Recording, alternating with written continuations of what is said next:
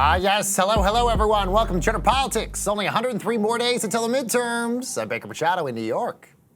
And I'm Megan Pratt in Washington, D.C. Thanks for joining us. 103 days. I actually can't believe it. I saw that in the prompter, Baker, and I was like, I had no idea. You know that's going to be like tomorrow at this particular point. Basically tomorrow. Guys, we have a lot to get to. Coming up, we're going to sit down with Houston Mayor Sylvester Turner. We're going to talk about how his city is tackling crime and gun violence, a really important conversation. Plus, learn a little bit more about American Inequality, which is a newsletter helping politicians and policymakers understand the inequality they probably don't see in their communities. And a little bit later, former Missouri Secretary of State and rising Democratic star Jason Kander talks to us about his new book, Invisible Storm, a soldier's memoir of politics and PTSD. That's all ahead in this very action-packed edition of Cheddar Politics. Our to Mayor Sylvester Turner of Houston. And coming up next, everyone, after the break, we're going to talk to a guest who has made it his mission to figure out what causes income inequality. We're going to ask him what he's learned when Cheddar Politics returns right after this. And welcome back, everyone, to Cheddar Politics at Baker Machado in New York. Income inequality, a nationwide problem that appears to only keep growing. And our next guest has made it his mission to figure out the systemic factors that make the American dream inaccessible for many. So joining us now in studio is Jeremy Ney, the author of the American Inequality Data Project and the newsletter for that on Substack as well. Jeremy, such a pleasure to have you here. So what's sort of the driving force in your mind that led you to put so much effort into this project? Yeah, thanks so much for having me here. So I feel that inequality is really tied up in many social factors, right? It's more than just income. It's also deeply tied up in education and housing and healthcare and taxes and gender and race. And so a lot of this work is really trying to understand those interwoven forces of inequality, because to only look at one really misses sort of that larger picture. And so if we're really only focused on that single area, we fail to help make sure that folks have the healthcare or, education or support that they really need. And so how are you doing that? And I'm glad you mentioned sort of the all different factors, because I think a lot of us only look at it from an income perspective here. So how do you sort of combine all of those factors while also educating people about those factors at the same time? Yeah, so for a long time now, I've run a biweekly newsletter that really makes sure to look across a lot of these inequality factors, and we're now launching inequality data portal that make sure that we can really access all of this information.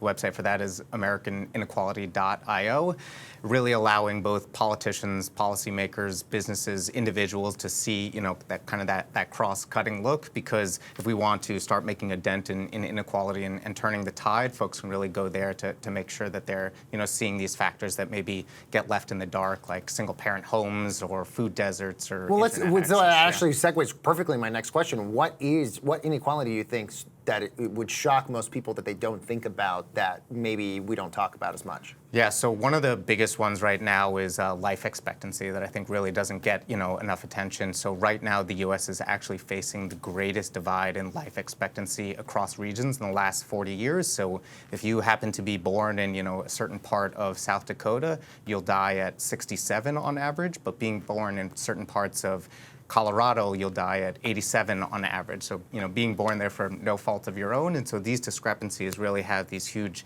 systemic factors. Well, what is it about those places, being from Colorado and then for somebody from the South, that forces them to have a shorter life expectancy? Is it food deserts? Is it the climate? Is it the politics? What is it? It's really all of those things. So it's, having poor access to, social services. So there's certain parts of, South Dakota really, are in more rural regions, maybe don't have the support that they need. It's healthcare, being in those certain parts of, Colorado, there's much, easier access as well. It's income levels, so being able to afford healthier foods. It's where you live, the air that you breathe. And so it's really tied up in a lot of those forces. It's not one single dimension, it's kind of this cross-cutting dimension. And that's the goal of American Inequality, is to really show that. So if the goal from politicians is to better our lives, and let's just say you live in a particular state where your life expectancy is much lower, why aren't we seeing politicians, change some of the policies to make life better for a lot of these people?